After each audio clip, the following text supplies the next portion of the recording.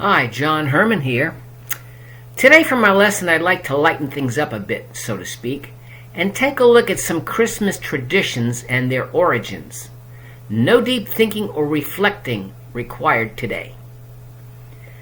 Let's start with the holiday's name. Where did it come from?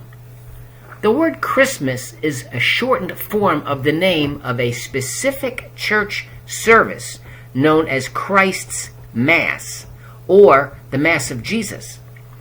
This particular service celebrated the birth of Jesus, and its name is derived from the Middle English name Christemasse, which dates back to the 9th century. During the Middle Ages, the celebration of Christ's birth lasted from the beginning of Advent until 12 days after Christmas, or the day of Epiphany. You recall that Epiphany is celebration of the Magi's visit to the baby Jesus, and also a commemoration of Jesus' baptism. During this holiday period, Advent was a time of reflection and fasting, much like our Lenten season.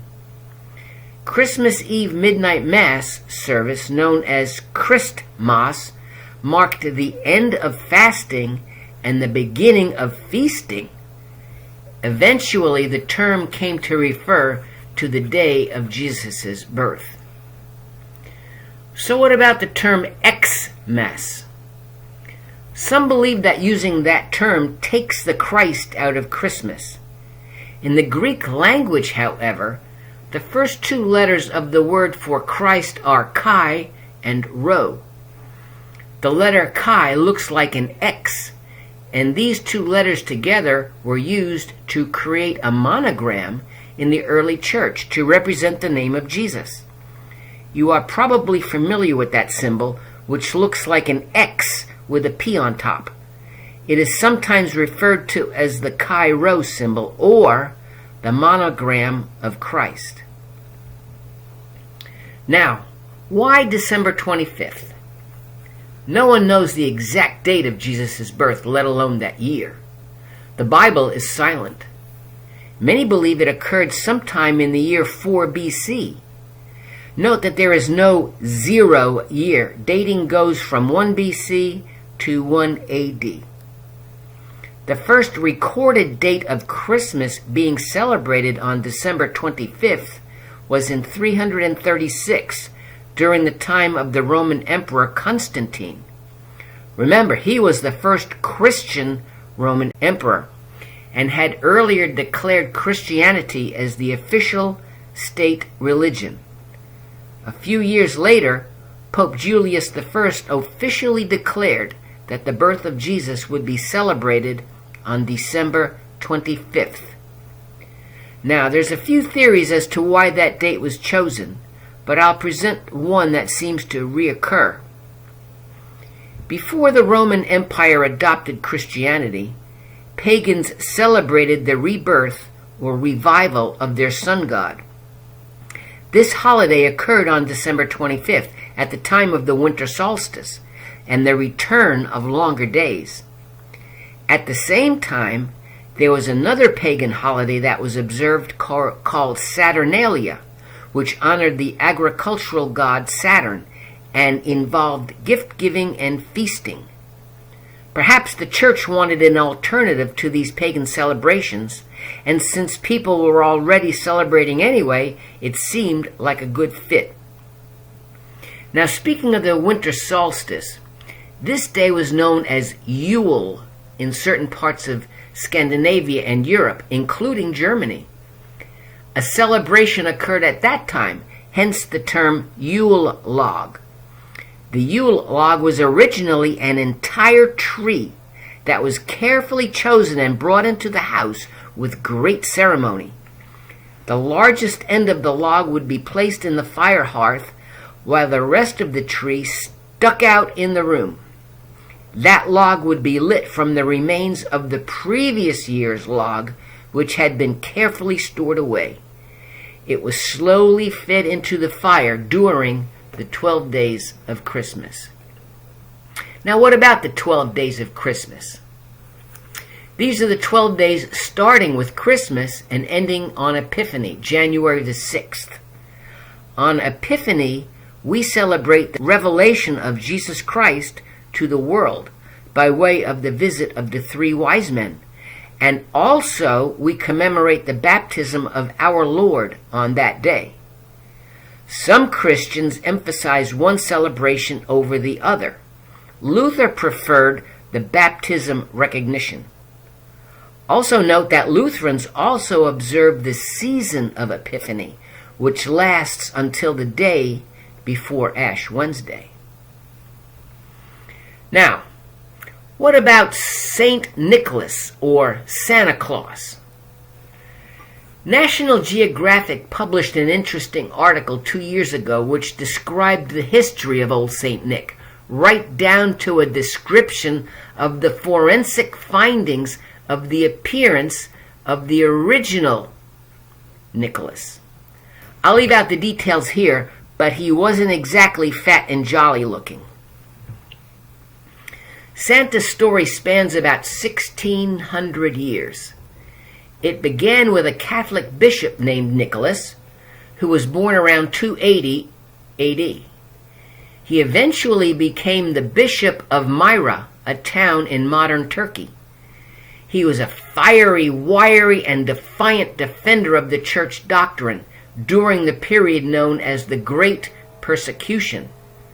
Bibles were burned, and priests were given the choice of renouncing Christianity or to face execution. Nicholas defied these edicts and spent years in prison before Constantine designated Christianity as the official religion of the Roman Empire. Even after Nicholas's death, his fame endured because of his deep faith and the many miracles he performed during his lifetime.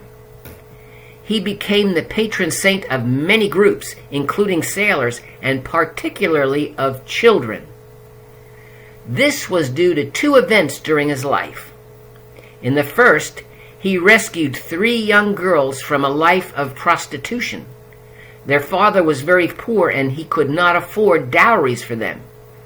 Nicholas, who happened to be wealthy due to an inheritance, found out about the situation and secretly dropped a bag of gold down the father's chimney one night to help out the oldest daughter.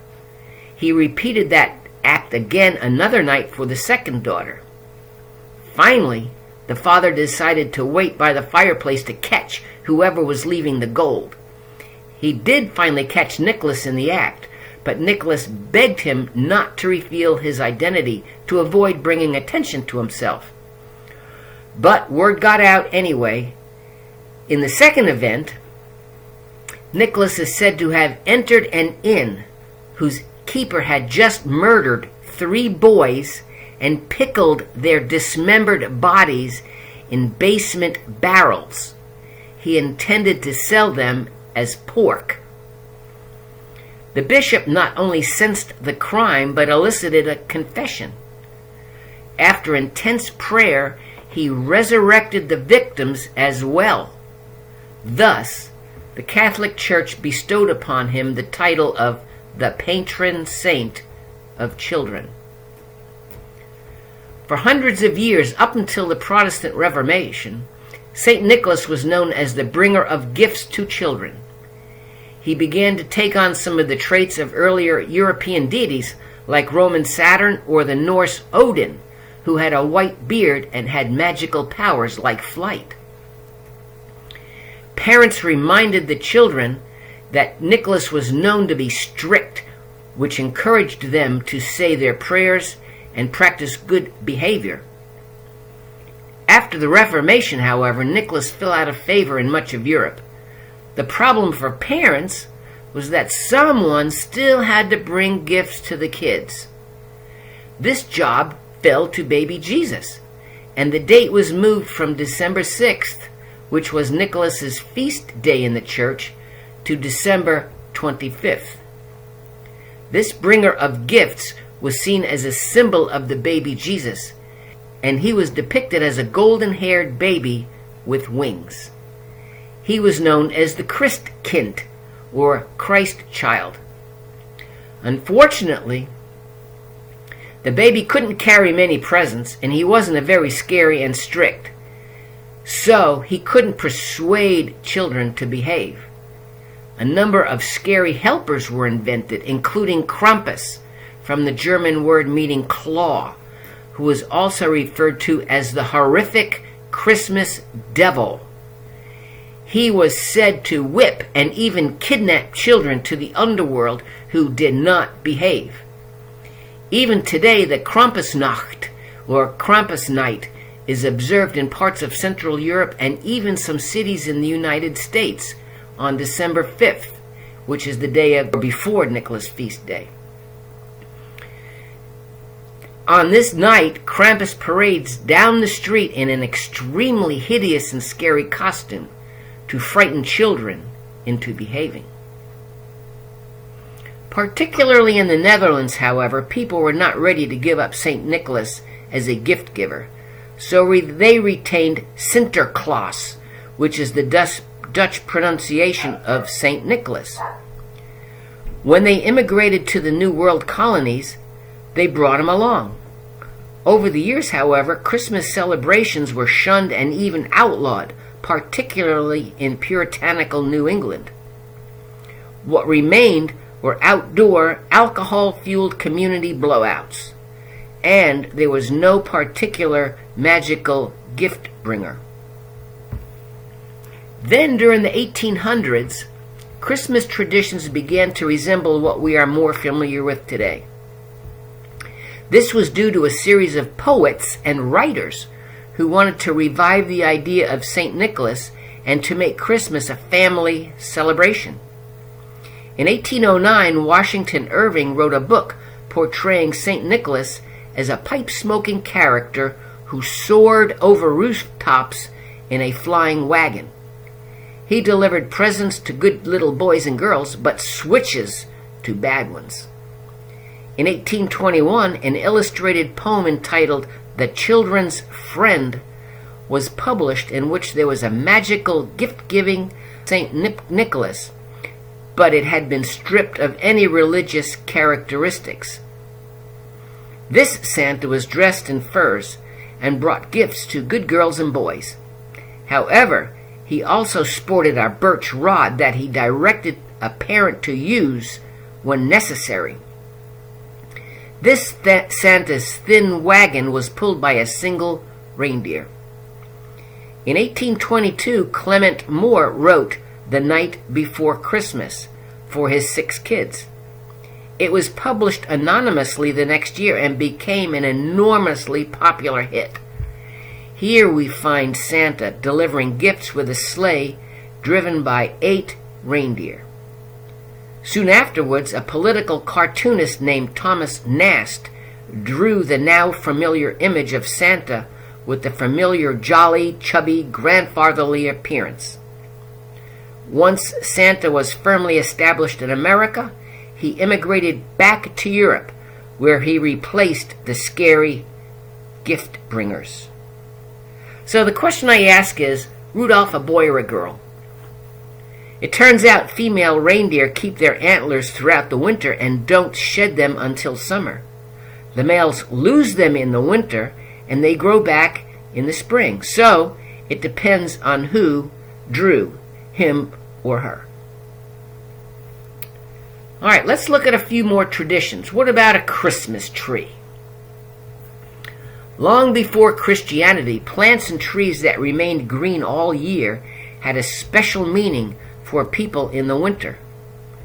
Just as people today decorate their homes during the festive season with pine, spruce, and fir trees, ancient peoples hung evergreen boughs over their doors and windows.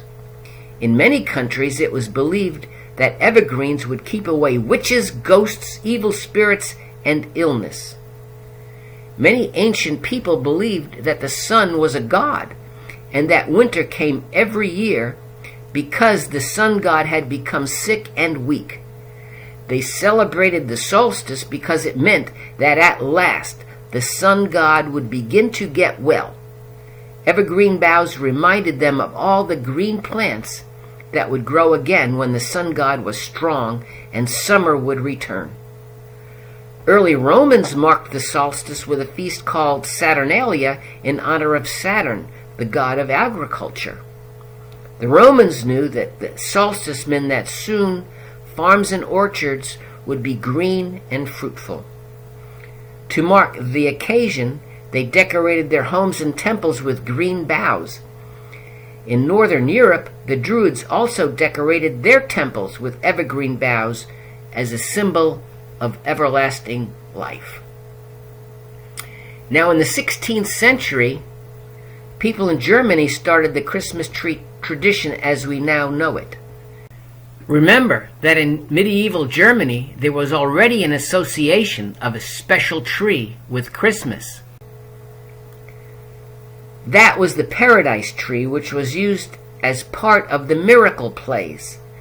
The tree represented the Garden of Eden, and the plays were performed on December 24th, the day of Adam and Eve in the early church calendar.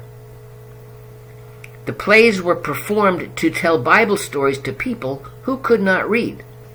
When Martin Luther came along, the story goes that one night before Christmas, he was walking through the forest and looked up to see the stars shining through the tree branches. It was so beautiful that he went home and told his children that it reminded him of Jesus, who left the stars of heaven to come to earth at Christmas.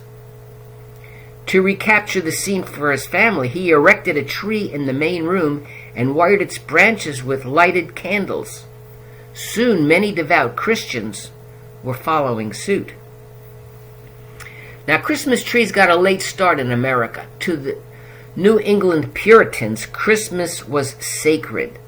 The Pilgrims' second governor, William Bradford, wrote that he tried hard to stamp out pagan mockery of the observance, penalizing any frivolity. The influential English leader Oliver Cromwell preached against the heathen traditions of Christmas carols, decorated trees, and any joyful expression that desecrated that sacred event. In fact, in 1659, the General Court of Massachusetts enacted a law making any observance of December 25th other than a church service a penal offense. People were fined for hanging decoration. That solemnity continued until the 19th century, when the influx of German and Irish immigrants undermined the Puritan legacy.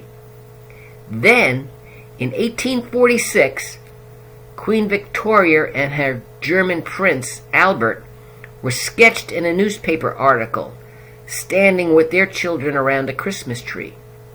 Victoria was very popular with her subjects, and whatever she did became fashionable, not only in Britain, but also with the fashion-conscious East Coast American society. The Christmas tree had arrived in America. Let's look at one more tradition. What about Christmas? These are Christmas decorations using Christmas symbols with the intent of helping Christians to remember that Christmas is the celebration of Jesus' birthday. They were first made by Frances Spencer in 1957 at the Ascension Lutheran Church in Danville, Virginia. She also coined the word Christmas, which is a combination of Christ and monogram, meaning symbol. The idea quickly spread to other churches. Christmas are traditionally colored white and gold. White is the liturgical color for Christmas and symbolizes that Jesus was pure and perfect. Gold symbolizes his majesty and glory. Of course, Christmas can be made from nearly anything, but paper, styrofoam, and embroidered fabric are the most widely used. All right, I think I'll stop here. Next week, unless I experience an epiphany that points elsewhere, I'll continue to enlighten with a few more traditions and maybe look at a few carols and their backgrounds as well. May the spirit of Christmas be with you all, especially in these difficult times.